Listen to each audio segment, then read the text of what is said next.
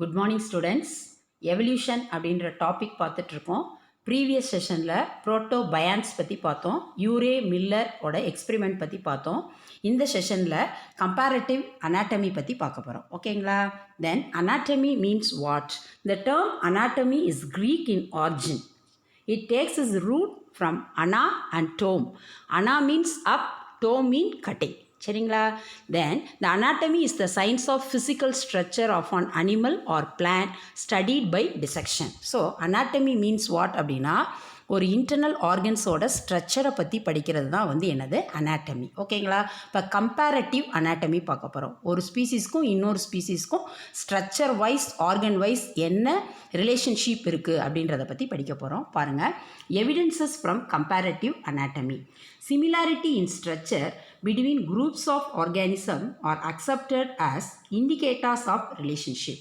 ஒரு ஆர்கானிசத்துக்கும் இன்னொரு ஆர்கானிசத்துக்கும் இடையில் அதனோட ஸ்ட்ரக்சர் வைஸ் இருக்கக்கூடிய ஒற்றுமைகளை வச்சு அதுக்கு இடையில் இருக்கக்கூடிய ரிலேஷன்ஷிப்பை பற்றி தெரிஞ்சுக்கிறது தான் comparative anatomy. For example, a comparative study of the 4 limbs ஆஃப் டிஃப்ரெண்ட் vertebrate exhibit a fundamental plan of similarity in structure. வேர்டிபிரேட்ஸோட டிஃப்ரெண்ட் வேர்டிபிரேட்ஸோட 4 limbஸை கம்பேர் பண்ணும்போது ஸ்ட்ரக்சர் வைஸ் அதுக்குள்ளே என்னென்ன ஒற்றுமைகள் இருக்குது அப்படின்றத நம்ம தெரிஞ்சுக்கிறோம். ஓகேங்களா? These relationship can be studied under homologous organ. இந்த ரிலேஷன்ஷிப்பை நம்ம எதன் மூலமாக தெரிஞ்சுக்கிறோம்? Homologous organ. What is the meaning of homologous? ஹோமோனா சேம், ஹோமோலோகஸ் ஆர்கன்னா ஸ்ட்ரக்சரலி சிமிலராக இருக்கும். ஓகேங்களா? ஃபங்க்ஷனலி டிஸ்சிமிலராக இருக்கும். ஸ்ட்ரக்சரலி சிமிலராக இருந்து ஃபங்க்ஷனலி டிஸ்சிமிலராக இருக்கிறத தான் நம்ம ஹோமோலோகஸ் ஆர்கன் சொல்கிறோம். அண்ட் அனலாகஸ் ஆர்கன் அப்படின்னா ஸ்ட்ரக்சரலி டிஸ்சிமிலராக இருக்கும் அண்ட் ஃபங்க்ஷனலி சிமிலராக இருக்கும். ஓகேங்களா? தென் வெஸ்டிஜியல் ஆர்கன் அப்படின்னா ஒரு ஆர்கன் நம்மளோட பாடியில் இருக்கும், ஆனால் அதனால் எந்த யூஸ்மே இருக்காது. அது நம்மளோட ஆன்சிஸ்டர் ஃபார்மட்லேருந்து ஆரிஜினேட்டட் ஆகிருக்கும். அதை தான் வெஸ்டிஜியல் ஆர்கன் அப்படின்னு சொல்கிறோம். ஓகேங்களா? தென் அடுத்து நெக்ஸ்ட் ஒன் என்னது? Connecting links. Connecting link means what அப்படின்னா ஒரு ஃபைலமுக்கும் இன்னொரு ஃபைலமுக்கும் இடையில இன்டர்மீடியேட்டட் கேரக்டரை எக்ஸிபிட் பண்ணுறது தான் கனெக்டிங் லிங்க் அப்படின்றோம். இப்போ for example, Archaeopteryx is a connecting link between, சரிங்களா, reptiles and birds. That means ஆர்கோபெட்ரிக்ஸ்ன்ற பேர்டுக்கு ரெப்டைலோட கேரக்டர் பாதி இருக்கும், பேர்ட்ஸோட கேரக்டர் பாதி இருக்கும். ஸோ ரெண்டு இதுக்கும் கனெக்டிங் ஃபார்மட்டாக அது இருக்குது. And அட்டாவிசிக் characters. அட்டாவிசம் அப்படின்னா என்ன அர்த்தம் அப்படின்னா மூதாதையர்களுடைய பண்புகள், ஆன்சிஸ்டரோட கேரக்டர் ரீஅப்பியரன்ஸ் ஆகிறத தான் அட்டாவிசம் அப்படின்னு சொல்கிறோம். ஓகேங்களா? இதெல்லாம் பற்றி இந்த லெசனில் நம்ம எலாபரேட்டடாக பார்க்க போகிறோம். ரொம்ப இன்ட்ரெஸ்டிங்காக இருக்கும். ஓகேங்களா? கவனிங்க. Then homologous structure.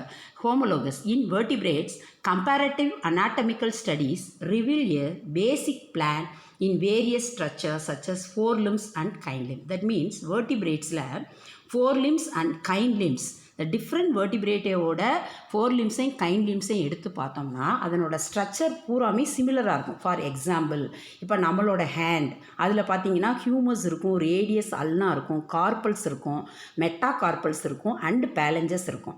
அதே மாதிரி கீழே பிக்சர்ஸ் கொடுத்துருக்காங்க பாருங்கள். பேர்ட்ஸு, பேட்டு அண்ட் வேல், அடுத்து கேட் அண்ட் ஹார்ஸ் இதெல்லாம் கொடுத்துருக்காங்க இல்லையா? இதனுடைய அந்த ரெட் கலரில் கொடுத்துருக்காங்களே அந்த போன் ஹியூமஸ். ஓகேங்களா? அடுத்து வரும்போது என்னது? நம்மளுக்கு ரேடியஸ் அல்னா, அது க்ரீன் ஃபார்மட்டில் கொடுத்துருக்காங்க. அடுத்து நமக்கு ஆல்ரெடி நமக்கு போன்ஸோட அரேஞ்ச்மெண்ட் ஹேண்டில் தெரியும். கார்பல்ஸ் இருக்குது, மெட்டா கார்பல்ஸ் இருக்குது, பேலஞ்சு. இந்த மாதிரி ஸ்ட்ரக்சரில் பார்த்தீங்கன்னா டிஃப்ரெண்ட் வேர்டிபிரேட்ஸும் சிமிலராக இருக்குது. ஓகேங்களா? தென் பாருங்கள் என்ன கொடுத்துருக்காங்க? 4 limbs of vertebrates exhibit on anatomical similarity with each other. Anatomicallyனா ஸ்ட்ரக்சரலி பார்த்தீங்கன்னா அந்த 4 limbs எல்லா vertebrateஸ்லையும் சிமிலாரிட்டியாக இருக்குது. ஓகேங்களா?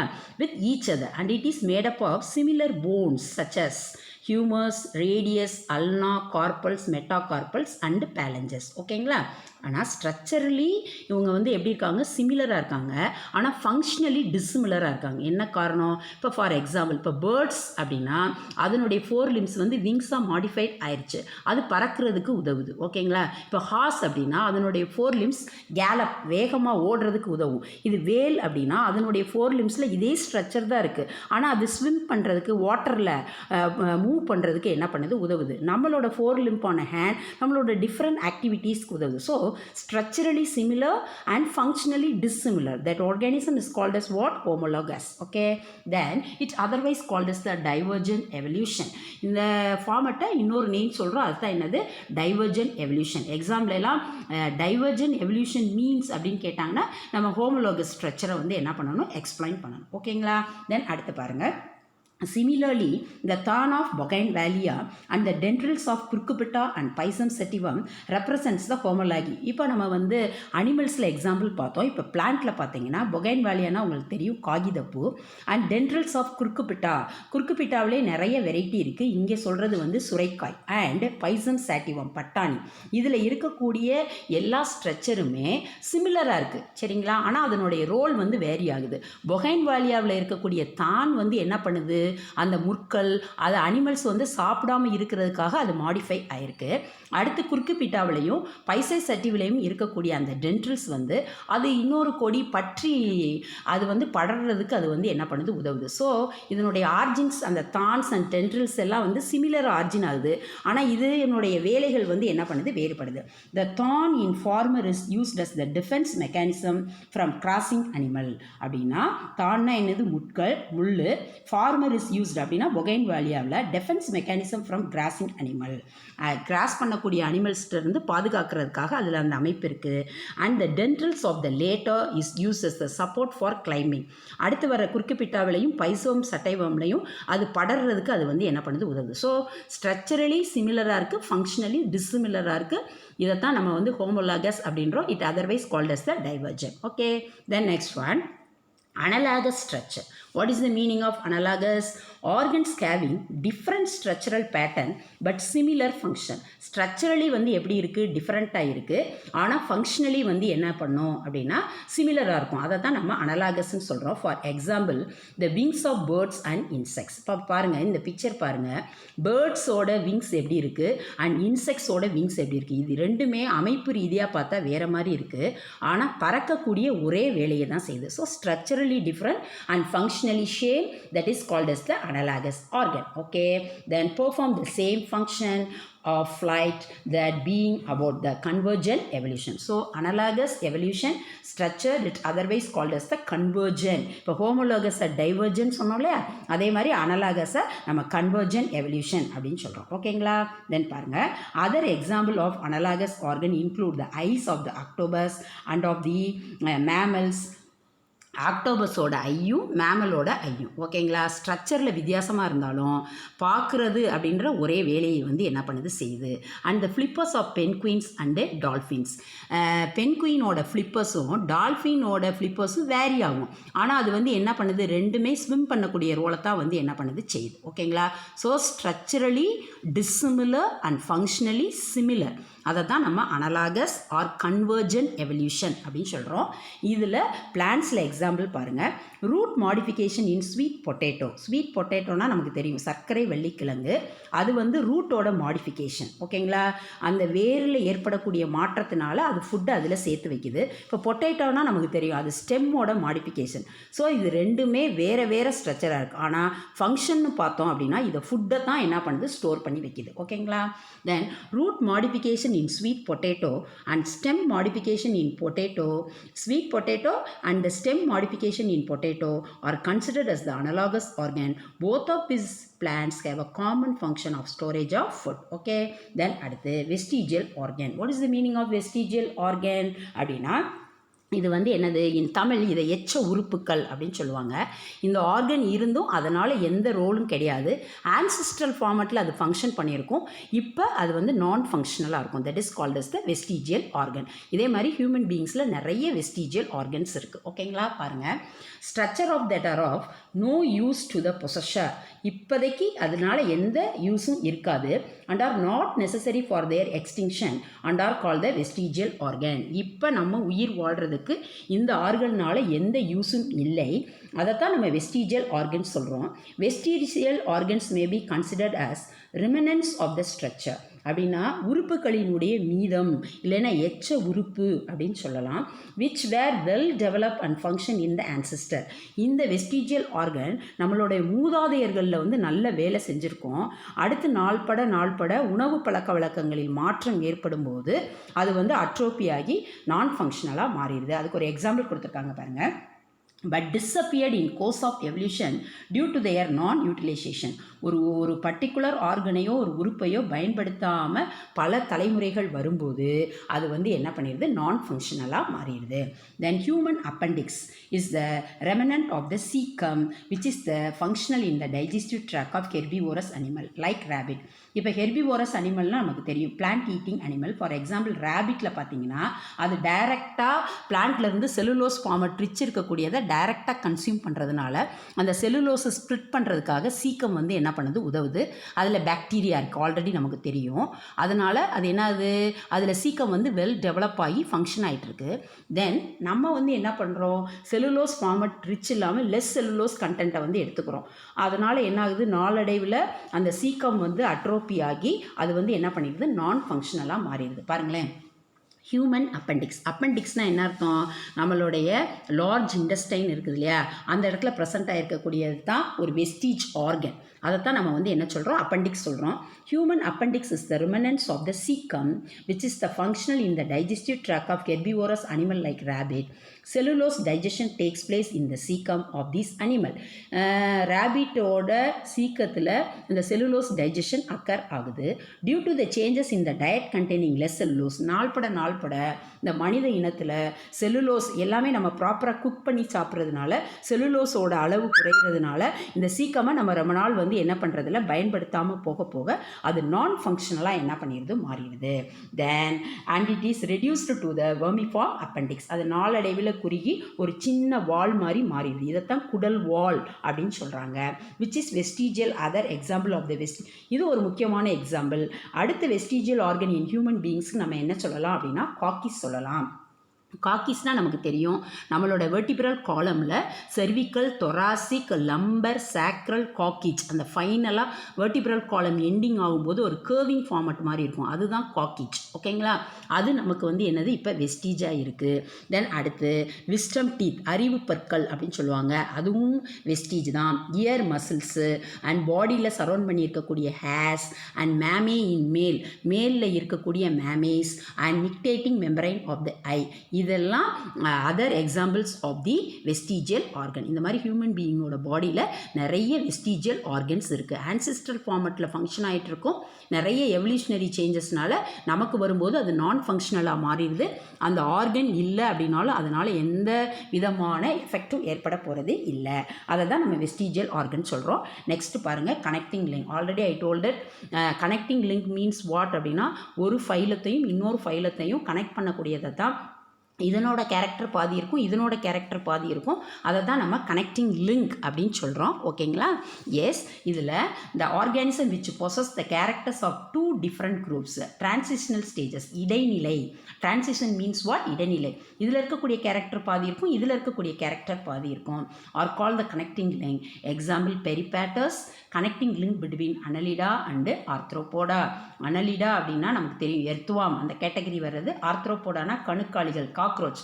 இது ரெண்டுக்கு இடைப்பட்ட கேரக்டரை இந்த பெரிபேட்டஸ் அப்படின்ற ஸ்பீசிஸ் வச்சிருக்கிறதுனால it's a connecting link between Annelida and ஆர்த்ரோபோடான்னு சொல்கிறோம். At the same time Archaeopteryx, already மிஸ்ஸஸ் சொன்னேன், it's a connecting link between reptiles and Aves or birds. Then இப்போ பாருங்கள், ஒரு பிக்சர் காமிச்சிருக்கேன். இதுதான் வந்து ஆர்கோபேட்ரிக்ஸ் பேர்டு. இதில் பாருங்களேன், டூத் பீக்கு, அதனுடைய பீக்குக்கு உள்ளே பாருங்கள் பற்களோட அமைப்புகள் இருக்குது. ஓகேங்களா, பேர்ட்ஸுக்கு பார்த்தீங்கன்னா மேக்ஸிமம் வந்து டூத் இருக்காது. ஸோ இது ரெப்டீலியனோட கேரக்டர். அடுத்து வந்து விங்ஸ் க்ளூ, அதுவும் ரெப்டீலியனோட கேரக்டர்னு சொல்கிறாங்க. அடுத்து airfoil wing with contour feathers, இது வந்து என்னது, இந்த மாதிரி விங்கில் இருக்கக்கூடிய ஃபெதர் அமைப்பு வந்து பறவைகளில் காணப்படக்கூடிய ஒரு அமைப்பு. லாங் டெயில் வித் மெனி வெர்டிபிரே, இதுவும் ரெப்டீலியனோட கேரக்டர். ஸோ பாதி கேரக்டர் ரெப்டீலியனோட கேரக்டர் இருக்குது, பாதி கேரக்டர் வந்து பேர்ட்ஸோட கேரக்டர் இருக்குது. இதைத்தான் நம்ம கனெக்டிங் லிங்க் அப்படின்னு சொல்கிறோம். ஓகேங்களா, அடுத்து பாருங்கள் அட்டாவிசிக் ஆர்கன். அட்டாவிசம்னா என்ன சொல்லியிருந்தேன், ஆன்சிஸ்டர் கேரக்டர். அது வந்து என்னாகுது ரீஅப்பியரன்ஸ் ஆகுது. அதைத்தான் அட்டாவிசம் அப்படின்னு சொல்கிறாங்க. Sudden appearance of the vestigial organ in highly evolved organism. Vestigial ஆர்கன்னா ஆன்சிஸ்டர்ஸ்ட்டை இருந்துச்சு, இப்போ நான் ஃபங்க்ஷனலாக இருக்குது அப்படின்னு சொன்னோம். சம்டைம்ஸ் வந்து இந்த வெஸ்டீஜியல் ஆர்கன் வந்து ஃபங்க்ஷனல் ஃபார்மட்டாக மாறதை தான் அட்டாவிசம் சொல்கிறாங்க.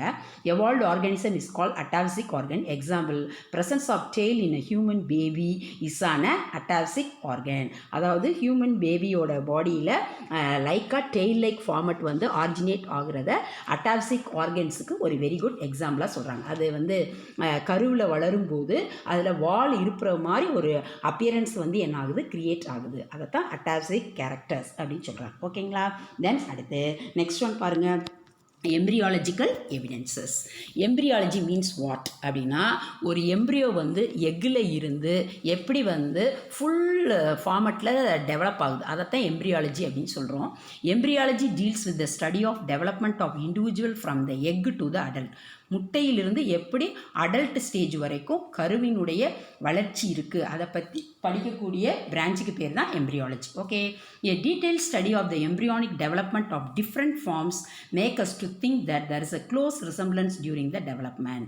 அதாவது இந்த எம்ப்ரியானிக் டெவலப்மெண்ட்டை டிஃப்ரெண்ட் ஸ்பீசிஸில் நம்ம அனலைஸ் பண்ணும்போது அது கருவில் வளரும்போது ஒவ்வொரு உயிரினத்திற்கும் என்னென்ன ஒற்றுமைகள் இருக்குது அப்படின்றத நம்ம தெரிஞ்சுக்க முடியுது. Then the development of heart in all vertebrates. நம்ம புக்கில் ஒரு பிக்சர் கொடுத்துருக்காங்க பாருங்கள். Fish, salamander, tortoise, chick and human. Already உங்களுக்கு தெரியும் இது வெர்டிபிரேட்ஸோட கிளாஸஸ். இது எம்ப்ரியானிக் டெவலப்மெண்ட்டில் பார்த்தீங்க அப்படின்னா ஒரு டியூப்லர் ஃபார்மட்டில் இருந்து ஹார்ட்டோட ஆர்ஜின் வந்து அக்கர் ஆகுது அப்படின்னு சொல்கிறாங்க. See that then heart in all vertebrae follow the same pattern of the development as pair of tubular structure. ஒரு குழாய் மாதிரி இருக்குது, அதில் இருந்து தான் அது லேட்டராக வந்து என்ன ஆகுது, ஹார்ட்டாக வந்து டெவலப் ஆகுது. ஃபிஷஸில் பார்த்தீங்கன்னா அந்த டியூபுலர் ஸ்ட்ரக்சர் லேட்டரில் 2 சேம்பர்ட் ஹார்ட்டாக மாறிடுது. தென் அடுத்து 3 சேம்பர்ட் ஹார்ட்டாக ஆம்பிபியன்ஸ்லையும் ரெப்டைல்ஸ்லையும் மாறிடுது. 4 சேம்பர்ட் ஹார்ட்டாக கொரக்கடைல்லையும் பேர்ட்ஸ்லையும் மேமல்ஸ்லையும் மாறிடுது. இதை எதை இண்டிகேட் பண்ணுதுன்னா a common ancestry for all the vertebrates. இதன் மூலமாக நம்ம என்ன தெரிஞ்சுக்கிறோம் அப்படின்னா இந்த 5 ஃபார்மட்டுக்கும் ஒரு காமனான மூதாதையர்கள் இருந்திருக்காங்க. ஸோ அது கருவில் வளரும்போது ஒரு டியூபுலர் ஸ்ட்ரக்சரில் இருந்து தான் அதனுடைய இதயம் வந்து என்ன ஆகுது, உருவாகுது அப்படின்றத நம்ம தெரிஞ்சுக்க முடியுது. ஓகேங்களா? அடுத்து பாருங்கள், இங்கே ஃபிஷஸோட சலமாண்டர் அப்படின்னா ஆம்பிபியன்ஸ்க்கு வெரி குட் எக்ஸாம்பிள். ரெப்டைல்ஸ்க்கு டார்டாய்ஸ், சிக், பேர்ட்ஸுக்கும் ஹியூமன்ஸ்க்கும் அதனுடைய எம்ப்ரியானிக் எவிடென்சஸை பற்றி என்ன பண்ணியிருக்காங்க, கொடுத்துருக்காங்க. ஓகேங்களா? இனிஷியலில் பார்க்கும்போது எல்லாமே சிமிலராக இருக்கிற மாதிரி தான் இருக்குது.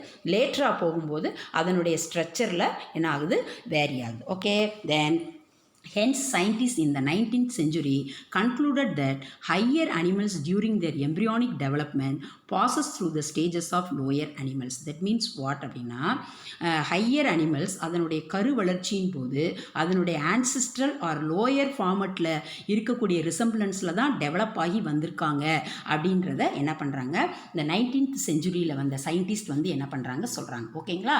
தென் அடுத்து Ernst von Haeckel propounded the biogenetic law or theory of recapitulation. அப்படின்னா யார் அவர், எர்னஸ்ட் ஹக்கேல் அப்படின்றவர் என்ன சொல்லியிருக்காரு, ஒரு லா சொல்லியிருக்காரு. பயோஜெனிட்டிக் அப்படின்னா உயிர் மரபியல் விதி அல்லது தொகுத்துரைத்தல் கோட்பாடு, ரீகேப்சுலேஷன் தியரி அப்படின்ற ஒரு தியரியை உருவாக்கியிருக்காரு. இதன்படி அவர் என்ன சொல்ல வர்றாருன்னா ஒரு தனி உயிரத்தின் வாழ்க்கை சுழற்சி அப்படின்னா ஒரு இண்டிவிஜுவல் ஆர்கானிசத்தோட க்ரோத் அப்படின்றது அதனுடைய ஆன்சிஸ்ட்ரல் ஃபார்மட்டோல இருந்து தான் வந்திருக்கும் அப்படின்னு சொல்கிறார். பாருங்கள், which stated that the life history of an இண்டிவிஜுவல்னா ஒரு தனிப்பட்ட உயிரினத்தோடைய அந்த டெவலப்மெண்ட் அதைத்தான் ஆட்டோஜெனி அப்படின்றாங்க. briefly repeated or recapitulate the evolutionary history of the race.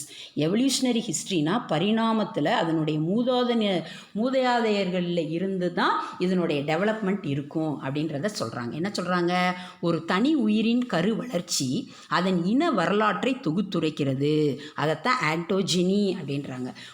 ஒரு ஸ்பீசிஸோட டெவலப்மெண்ட்டு அதனுடைய இனம் ஆதி காலத்திலிருந்து எப்படியெல்லாம் உருவாயிருக்கும் அப்படின்றத நமக்கு வந்து என்ன பண்ணுது, தெளிவுபடுத்துது.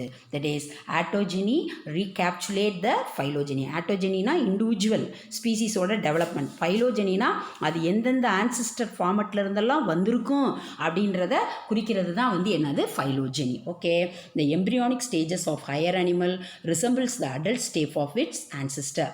எம்ப்ரியானிக்ஸ் டெவலப் கரு வளர்ச்சியின் போது ஹையர் அனிமல்ஸை பார்த்தோம்னா அந்த மூதாதையர்கள் அடல்ட் ஸ்டேஜில் எப்படி இருந்தாங்களோ அதனோட ரிசம்பிளன்ஸில் இருந்தாங்க. Appearance of the pharyngeal gill slits, yolk sac and appearance of the tail in human embryos are some of the example. Human பீயிங்ஸில் இருக்கக்கூடிய நம்ம ஏற்கனவே வெர்டிபிரேட்டோட கேரக்டர்ஸில் கில்சில்ஸ் வரும், யாக்ஸாக் வரும், டெயில் வரும். சரிங்களா, இது எல்லாமே ஆன்சிஸ்ட்ரல் ஃபார்மட் எப்படி இருந்தாங்களோ அதனுடைய ரிசம்பிளன்ஸில் இருக்கும். So the biogenetic law is not universal and it is now that animals do not recapitulate the adult stage of any ஆன்சிஸ்டர்.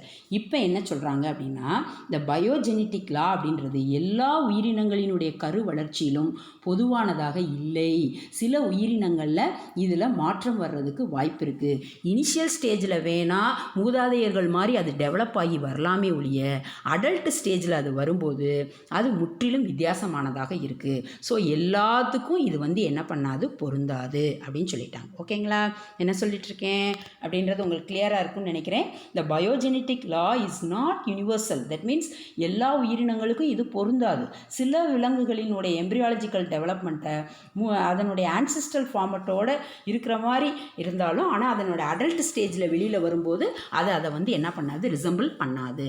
The human embryo recapsulate the embryonic history and not the adult history of the organism. அப்படின்னா அந்த human பீயிங்ஸோட அந்த embryonic வளர்ச்சி அவங்களுடைய ancestral ஃபார்மட்டோட embryological ஸ்டேட்டை மட்டும் வேணால் ஒத்துமையுமே ஒழிய adult ஸ்டேஜில் அது வந்து ரிசம்பிளன்ஸ் ஆகாது. அப்படின்னா என்ன அர்த்தம்னா, இப்போ நம்ம அம்மாவோட கர்ப்பப்பையில் வளர்ந்து வர்றோம்னா அந்த இனிஷியல் ஸ்டேஜஸ் ஆஃப் டெவலப்மெண்ட்டில் நம்ம ஆன்சிஸ்ட்ரல் எப்படி உருவாகியிருப்பாங்க அப்படின்றத வேணால் ஒத்துப்போவுமே ஒழிய வெளியில் வரும்போது நம்ம ஆன்சிஸ்டர்ஸ் எப்படி இருந்தாங்க, உடம்பு பூரா ரோமங்களோடையும் வாள்களோடையும் ஏப்லைக் அப்பியரன்ஸும் ரொம்பவும் குள்ளமாகவும் இருந்தாங்க. நம்ம வந்து என்ன பண்ணுறோம், வேரி ஆகிறோம். ஸோ இனிஷியல் வேணால் ஒத்து போகலாம், ஆனால் வெளியில் வரும்போது அது வந்து என்ன ஆகாது, அடல்ட் ஸ்டேஜில் வேரியேஷன் இருக்குது அப்படின்னு சொல்கிறாங்க. ஓகேங்களா, அடுத்து இந்த comparative study of embryo of different animals so structural similarities among themselves. So ஒரு உயிரினத்தையும் இன்னொரு உயிரினத்தோடைய எம்ப்ரியோவோட டெவலப்மெண்ட்டை நம்ம கம்பேரிட்டிவ் பண்ணி படிக்கும்போது அதனுடைய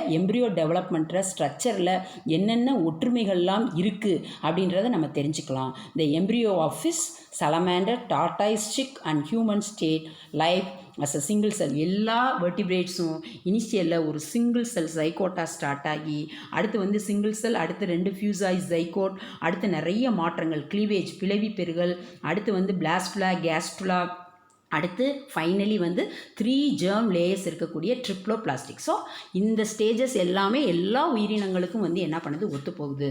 this indicate that all the above set animals have evolved from a common ancestor. இதிலிருந்து நமக்கு என்ன தெரிய வருது, மேற்குறிப்பிட்ட அனைத்து உயிரினங்களும் ஒரு பொதுவான மூதாதையர்களிடம் இருந்து தான் உருவாயிருக்கும் அப்படின்றத நம்ம வந்து தெரிஞ்சுக்க முடியுது.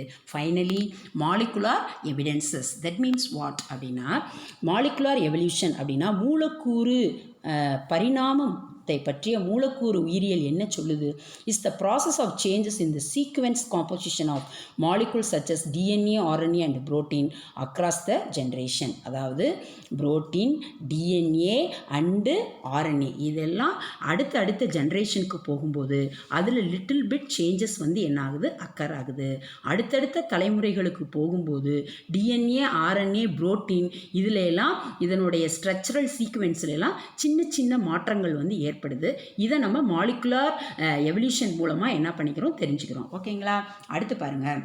It uses the principles of evolutionary biology and population genetics. அதாவது எவல்யூஷனரி பயாலஜிலையும் பாப்புலேஷன் ஜெனட்டிக்ஸ்லையும் கொடுத்துருக்கக்கூடிய பிரின்சிபல்ஸை யூஸ் பண்ணி to explain the patterns in the changes of molecules. இந்த மாலிகுல்ஸில் என்னெல்லாம் மாற்றங்கள் ஏற்பட்டிருக்கு அப்படின்றத நம்ம எதனோட பிரின்சிபல்ஸ் மூலமாக தெரிஞ்சுக்கிறோம், எவல்யூஷனரி பயாலஜி அண்ட் பாப்புலேஷன் ஜெனட்டிக்ஸில் இருக்கக்கூடிய பிரின்சிபல்ஸ் மூலமாக தெரிஞ்சுக்கிறோம். ஓகேங்களா, மிஸ் என்ன சொல்லிட்டு இருக்கேன், டிஎன்ஏ, ஆர்என்ஏ அண்ட் புரோட்டீன் ஒரு ஜென்ரேஷன்லேருந்து இன்னொரு ஜென்ரேஷனுக்கு போகும்போது அதனுடைய சீக்வென்ஸில் என்னென்ன மாற்றம் ஏற்பதுன்றதை தெரிஞ்சுக்கிறோம்.